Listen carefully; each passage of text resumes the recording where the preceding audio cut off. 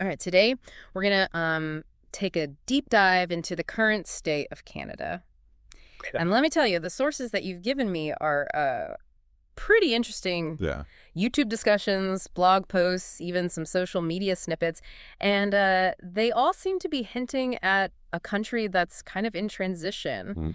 We've got this journalist who's sounding the alarm about rising anti-Semitism, and then we've got this Canadian who returned home after years abroad, Right. only to find that things aren't quite what they expected. That's fascinating. Having these different formats like in-depth articles and those kind of raw, immediate social media comments, Yeah. that could give us a really unique view of the bigger picture. It's like we're getting this glimpse behind the curtain, Yeah, beyond those like glossy tourist brochures. absolutely. So we've got this conversation between Jordan Peterson and journalist Terry Glavin, Okay. who wrote this pretty intense piece for the Free Press about anti-Semitism in Canada. And then we've got this Substack author who their personal experience returning to Canada after years abroad kind of provides a reality check on that whole move to Canada fantasy that a lot of Americans have. Yeah. I mean, those firsthand accounts are so valuable, aren't they? Yeah. I mean, we're going to be seeing Canada through the eyes of people who are actually living there, dealing with like the day-to-day realities. Exactly. And just to add even more to the mix, we've got these quick take videos from a YouTuber named James. Okay. He's covering everything from Trudeau's political troubles to like economic struggles everyday Canadians are facing. It's like we're piecing together a mosaic. Yeah. With each source, each one's adding another tile Yeah. to the overall picture. We'll Yeah. see how those individual experiences connect with those larger political and social trends. Okay, so let's start with the political landscape because some of these sources, especially those YouTube comments, are suggesting that the Liberal Party might be in a bit of trouble. Trudeau's popularity seems to be waning. We've got these cabinet resignations, Right. including his deputy prime minister and finance minister, Chrystia Freeland. Yeah. It just feels like something's shifting, don't you think? I mean, it's definitely a sign that there's some internal turmoil within the Liberal Party, for sure. Mm. And, remember, Trudeau barely held on to power in the last election. Yeah. So these recent resignations, especially Freeland's, it just seems to indicate maybe a deeper loss of confidence in his leadership, Yeah. even from people within his own party. That's a really good point. And then on the other side, we have Pierre Poilievre, Yeah. the conservative leader, kind of waiting in the wings. Right. And he's being portrayed as this charismatic figure who's connecting with Canadians who are kind of disillusioned with Trudeau and his promises. What's interesting about Poilievre is that he's not just tapping into general dissatisfaction. Yeah. I mean, he's promoting specific policies that are aimed at addressing like those economic anxieties that Canadians are feeling. He's advocating for things like tax cuts, deregulation, increased energy production, all framed as solutions to the rising cost of living. So it's not just a personality thing. Right. He's actually offering these concrete alternatives. Exactly. And whether those policies would actually work or not, Yeah. but that's a whole other discussion. Right. But his ability to connect with voters who are feeling financially squeezed is undeniable. Yeah, it makes you wonder if we're seeing this kind of shift to the right, not just in Canada, but in other Western democracies as well, Yeah, as people just become more disillusioned with how things are going. that's definitely a trend worth watching, for sure. Yeah. It raises questions about what that could mean for Canada's traditionally progressive image Yeah. and its social safety net, if that would be impacted. Yeah. And speaking of unique political landscapes, we can't forget about Quebec. Right. The sources mention that Quebec seems to be less susceptible to woke politics, Mm. and they maintain a very strong sense of their own identity. Well, Quebec has always been its own distinct force within Canada, right? Yeah. Culturally, politically, it's got a history of pushing back against trends from the rest of Canada, even the U.S., Right. choosing to chart its own course. It's almost like they're observing the rest of Canada wrestling with these big questions about identity and social justice and saying, we already figured that out. In some ways, yeah. Yeah. And Quebec's strong sense of cultural identity, it could be a stabilizing factor, Yeah. in the face of these broader societal debates. Yeah. But at the same time, it also has the potential to kind of exacerbate those existing tensions Right. and maybe even create further divisions within Canada. It's like Quebec is this fascinating microcosm within Canada. Right. It's a kind of bellwether for how these larger trends might actually play out. Exactly. Understanding Quebec's unique position is crucial for understanding just the complexities of Canadian politics as a whole. All right, so we've got this potentially unstable political landscape. Trudeau's grip on power seems to be weakening. Poilievre is presenting himself as a viable alternative. Right. And then you've got Quebec with its own distinct identity, adding another layer of intrigue to the mix. It paints a picture of a country at a crossroads, Yeah. facing some really tough decisions about its future direction. Definitely a lot to unpack there. Yeah. But let's shift gears now and talk about something that's been in the news a lot lately. Okay. The American dream. All right. But with a Canadian twist. Ah, yes. The allure of Canada for Americans who are disillusioned with their own political climate. Exactly. It seems like a lot of Americans are fantasizing about moving to Canada, Yeah. seeing it as this kind of progressive haven. Right. But our sources, especially this Canadian returnee, offer a bit of a reality check on that. Hey, they do, don't they? Yeah. The Canadian returnees' Substack posts are full of eye-opening observations. So, what were some of the things that surprised them? Well, they talk about experiencing some pretty significant culture shock. Like, they were surprised by the slower pace of life, the more reserved social interactions. Oh, wow. They even mentioned some differences in humor.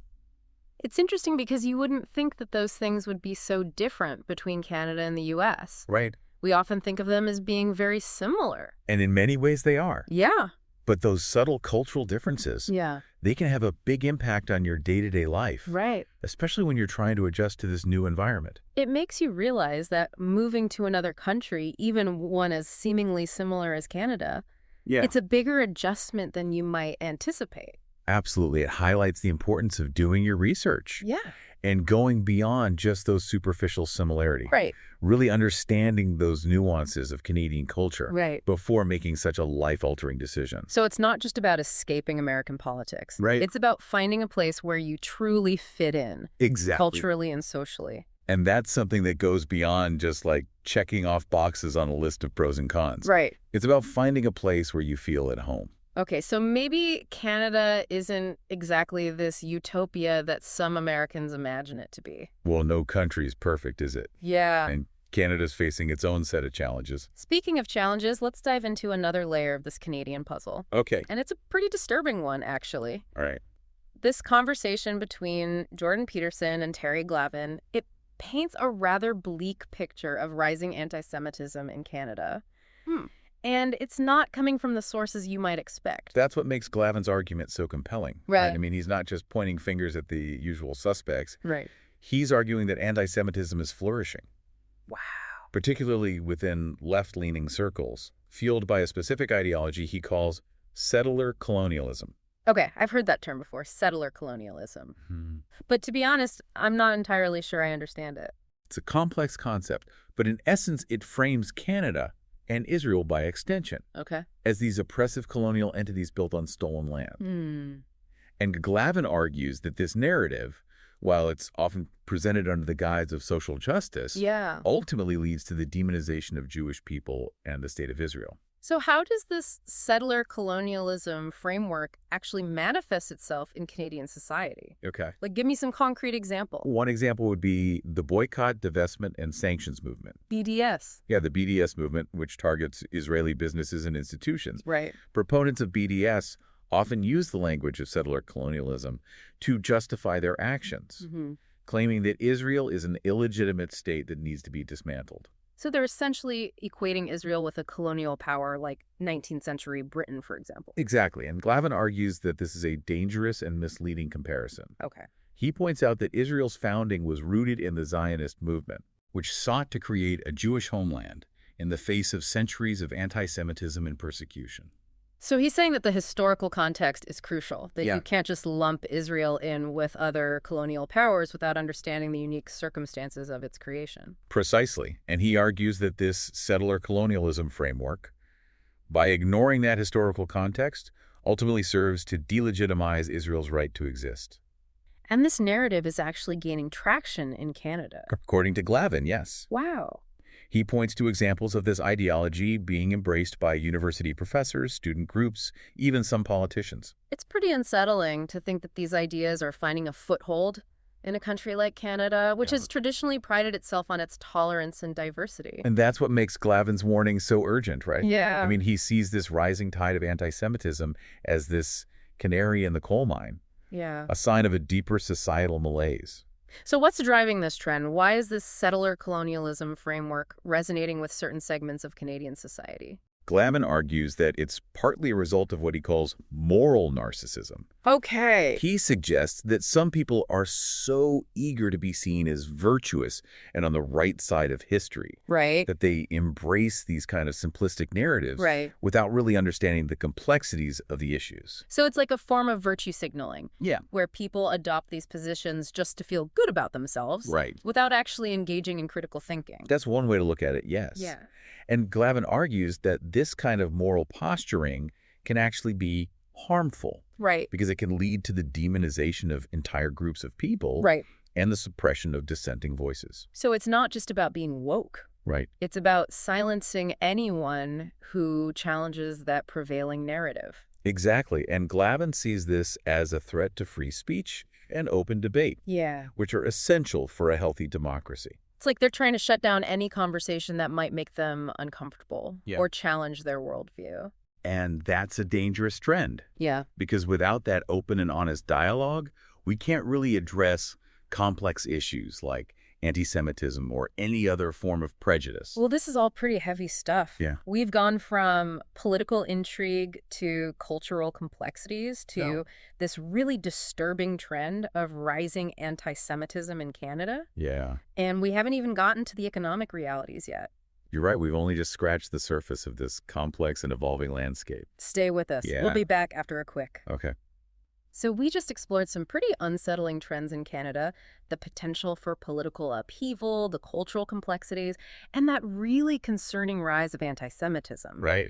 But now let's shift gears a little bit and talk about the economic realities that Canadians are facing, because at the end of the day, that's what really hits closest to home for most people. Yeah, absolutely. And these sources definitely don't shy away from those economic challenges. Right. And I think what we see is this consistent theme of a growing disconnect between Canada's image as a land of opportunity and the actual experiences that a lot of Canadians are having. Yeah. Especially like those in the middle and working classes. It's like those picture-perfect postcards of Canada, you know, the stunning landscapes, the friendly people, the promise of a good life. Right. It's starting to fade a little bit. Yeah. And revealing this much tougher reality underneath. Exactly. And that reality includes things like skyrocketing housing prices. Yeah. A cost of living that's increasing way faster than wages are growing. Right. And just this general sense that the Canadian dream is becoming increasingly out of reach for a lot of people. Yeah, even our Canadian returnee, the one who specifically chose Canada over the U.S.,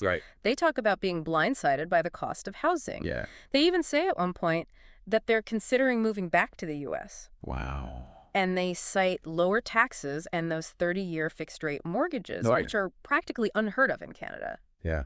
That's a pretty powerful statement coming from someone who actually had the option to live in either country. Yeah. It really highlights how severe that housing crisis is in Canada. And it's not just about the affordability either. Right. The returnee also talks about long wait times for healthcare. Okay. A job market that's not as robust as they thought it would be. Just this general sense of economic stagnation. It really does challenge that perception of Canada as this perfect alternative to the U.S. Yeah. I mean, it's a reminder that every country has its own problems. Right. And Canada is certainly not immune to those global economic pressures that everyone's feeling. Yeah. And, you know, all this economic anxiety, it probably feeds into that political volatility we were talking about earlier. Oh, absolutely. You know, if people are struggling to make ends meet, they're more likely to be swayed by politicians who are promising these radical solutions. Right. Even if those solutions are unrealistic or potentially harmful. Economic hardship can create fertile ground for populism and nationalism. As people are looking for someone to blame, looking for easy answers to really complex problems. Right. I mean, it's a pattern we've seen repeated throughout history. Absolutely. And that kind of brings us to another layer of the economic discussion here. Right. Canada's relationship with China. Right. Glavin, the journalist, he's pretty critical of Trudeau's approach. Yeah. He argues that he's been too cozy with China, that he's prioritized economic ties over human rights and national security concerns. Glavin makes a really compelling case that Canada's economic dependence on China has created this kind of moral dilemma. Yeah. Like he suggests that Trudeau's been willing to kind of overlook China's human rights abuses Yeah. and its increasingly aggressive foreign policy in exchange for access to that massive Chinese market. It's like Canada is stuck between a rock and a hard place. Right. Needing China's economic power, but also wanting to uphold its own values and principles. Yeah, it's a dilemma that a lot of Western democracies are facing right now. Right. How do you balance that economic self-interest with your commitment to democratic values? Yeah.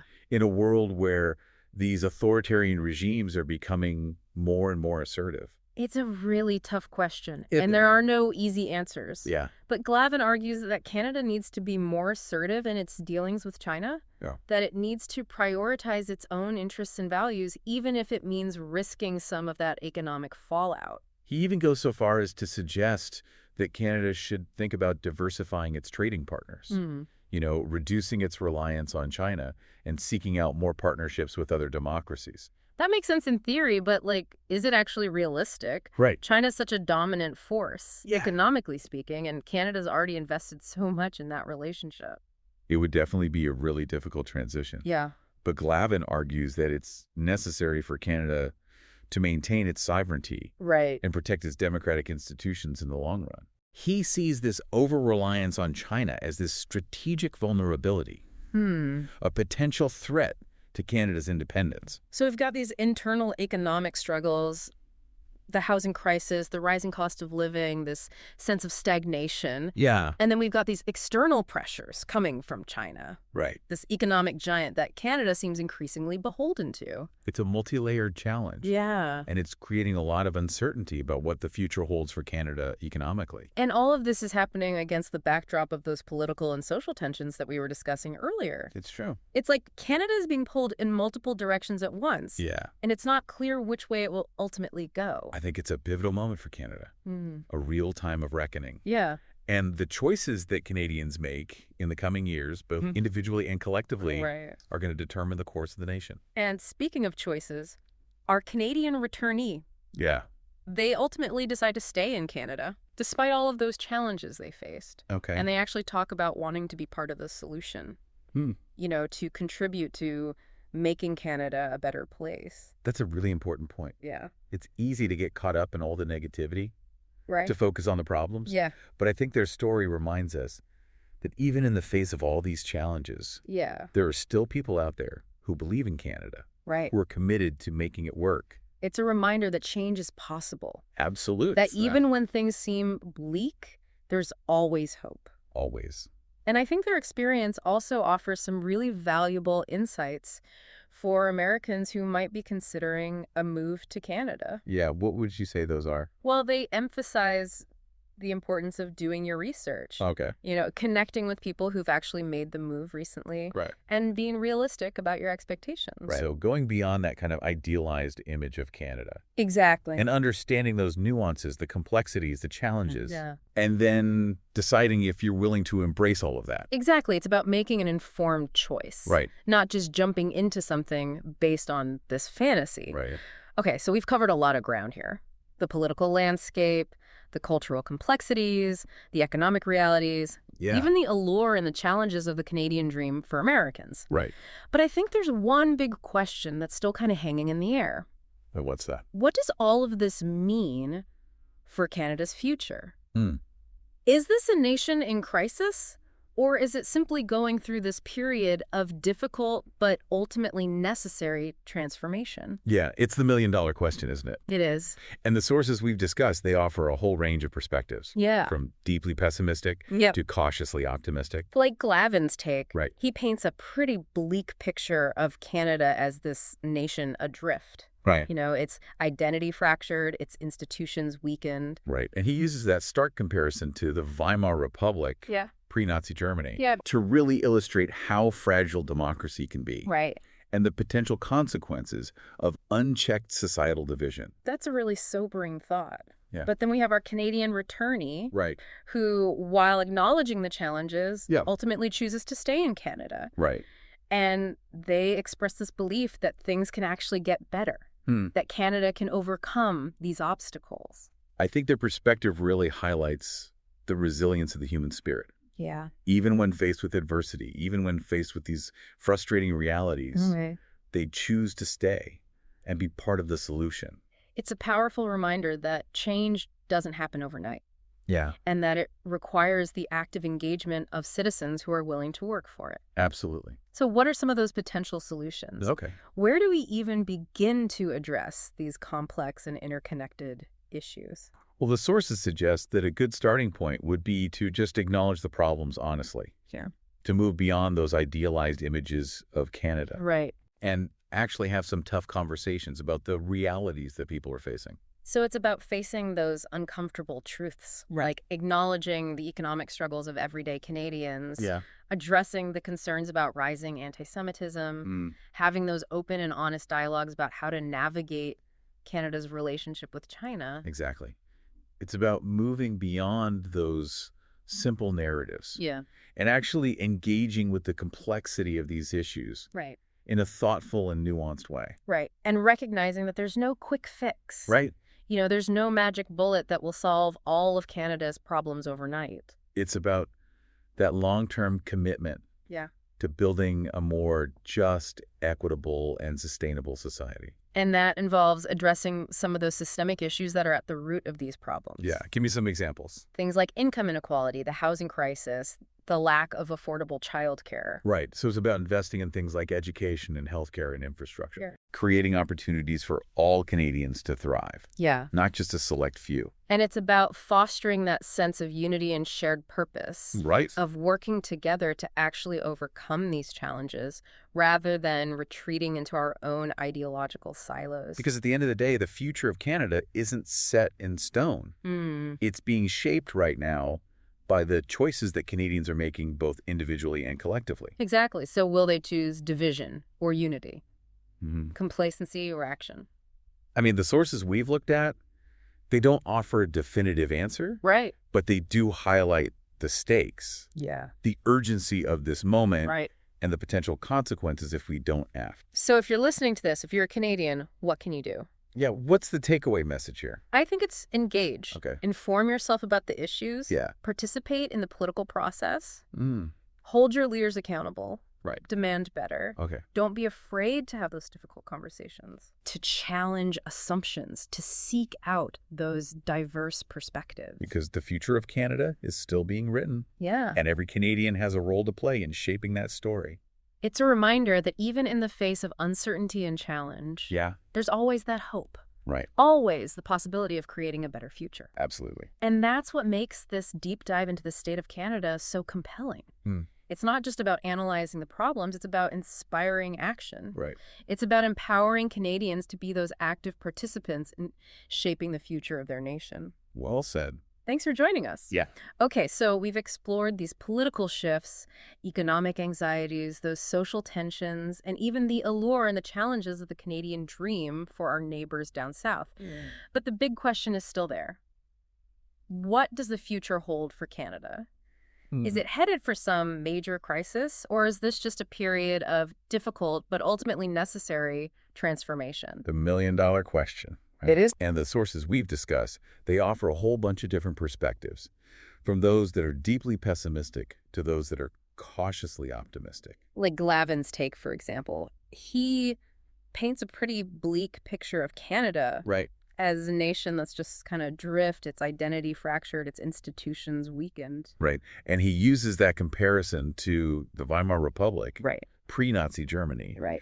to really illustrate how fragile democracy can be Yeah. and the potential consequences of unchecked societal division. That's a pretty sobering thought. It is. But then you have our Canadian returnee who, while acknowledging the challenges, they choose to stay. Right. They express this belief that things can get better, that Canada can overcome these obstacles. I think their perspective really highlights the resilience of the human spirit. Yeah, Even when facing adversity, even when faced with these frustrating realities, right. they choose to stay and be part of the solution. And it's like this powerful reminder that change doesn't just happen overnight. It doesn't. It requires the active engagement of citizens who are willing to work for it. Absolutely.